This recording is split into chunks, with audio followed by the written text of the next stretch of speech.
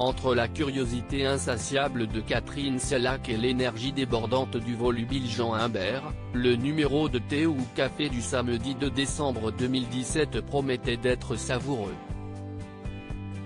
Il l'a été et, parmi les nombreuses confidences du chef qui refuse qu'on l'appelle chef de moments particuliers ont tranché comme une ganache ratée, l'évocation de son amitié avec Johnny et Laetitia Hallyday d'une part, et de la place de l'amour dans sa vie d'autre part. Face au cuisinier jusqu'au boutiste de 36 ans, Catherine Sellac a d'emblée mis les pieds dans le plat. Qu'est-ce ce qu'il y a d'intéressant dans la cuisine ? A-t-elle demandé crânement. Parce que moi je ne m'y intéresse pas. À la fin de l'émission, vous allez vous y intéresser, a promis Jean Humbert en guise de réponse. Et de commencer à exposer cette passion qui l'anime et qui régit toute sa vie depuis ses 10 ans, âge où il commença à cuisiner pour ses parents.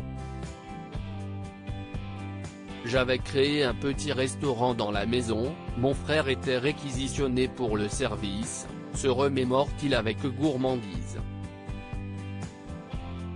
Moi j'ai assimilé très tôt qu'on est ce qu'on mange.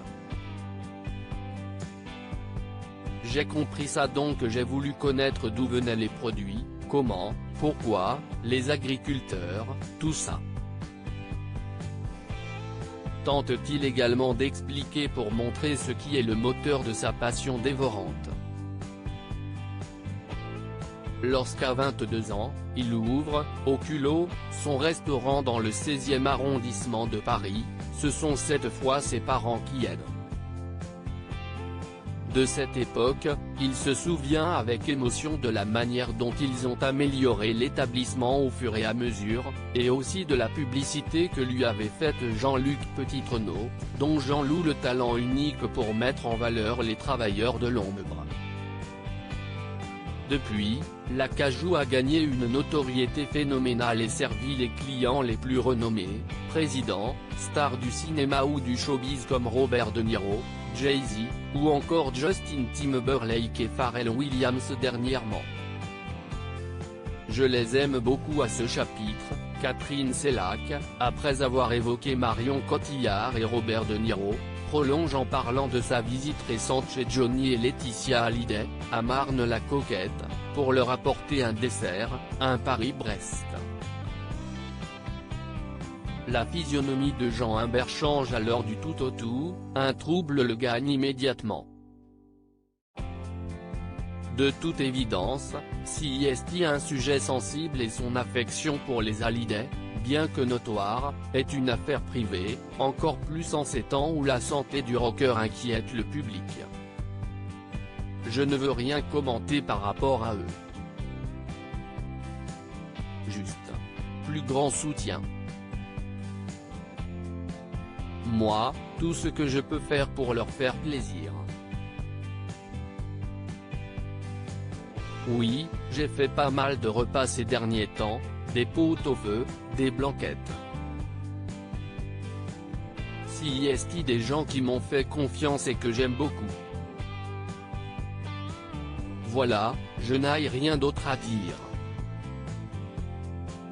Je les aime beaucoup, répond-il, nerveux, avec beaucoup d'émotion et une pointe d'agacement.